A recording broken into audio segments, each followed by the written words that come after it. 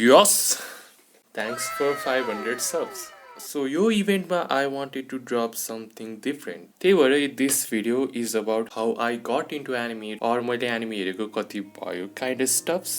Actually, I'm a bit confused about which was the first anime that I watched. Was it Moomin or Castle in the Sky?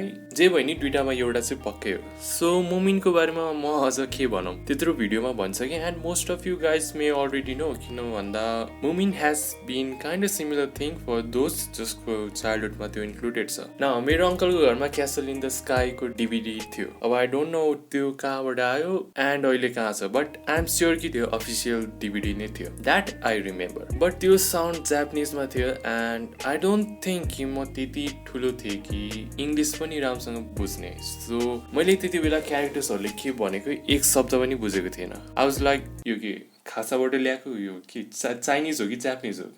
And main क्यारेक्टर्सहरूको नामहरू थियो Sita and Paju. So Sita is a very common Nepali name and Paju is the Nepali word for मामा. सो yeah त्यही चिजले मैले movie हेरेँ child filled with naivety. But except what the characters were talking मुभीको अरू चिजहरू हेरेर खतरा लागेको थियो. And without characters speaking you pretty much get what's going on and understand the movie a bit. I guess मुभीको एलिमेन्ट्सहरू पनि दामी थियो. मतलब आकाशमा उड्ने Castle, robots, big aircrafts, dragon fly जस्तो देखिने एयरक्राफ्ट्स. त्यति बेला त्यति डिपमा त बुझेको थिएन but you get the idea. After that I watch anime shows जुन टिभीमा हेर्नुहुन्थ्यो जसको बारेमा मैले मेरो टाइमलाइन भिडियोमा राम्रोसँग कुरा गरेको छु. You can check it out if you like. But त्यति बेलासम्म I didn't have much idea about anime. I mean I knew what anime was but my understanding was fake. Like for me, this was anime and this was not. After that, I found out a new term called chibi. Ramala like it's animation from Japan for kids, like Doraemon, Ninja Tori, etc.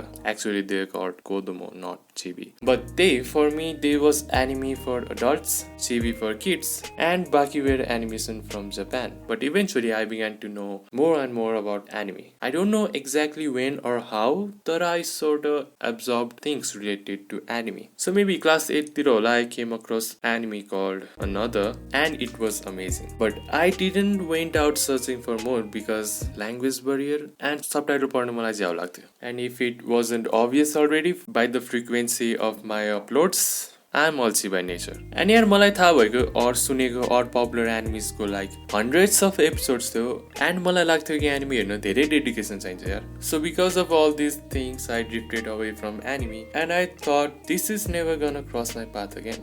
And boy was I not wrong. My high school life was waiting for me. र म जुन high स्कुलमा गएको थिएँ नि त्यसलाई literally नेपालको enemy headquarters घोषणा गरे नि हुन्छ.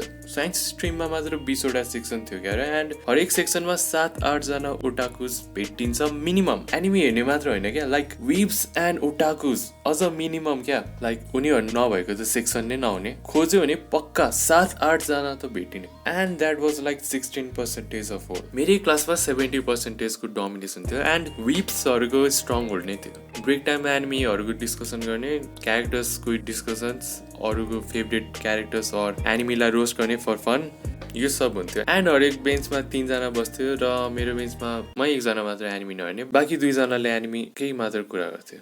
देयर इज अ सेइङ चोरको देशमा चोर भएर बाँच्नुपर्छ और समथिङ लाइक द्याट. सायद त्यही टेन्डेन्सीले गर्दा होला मलाई एनिमी ट्राई गर्नु मन लाग्यो. And when you one try something you go for the best. And which is the best? The one internet says it is. And which one does internet says best? The one with the highest rating. And which anime has the highest rating?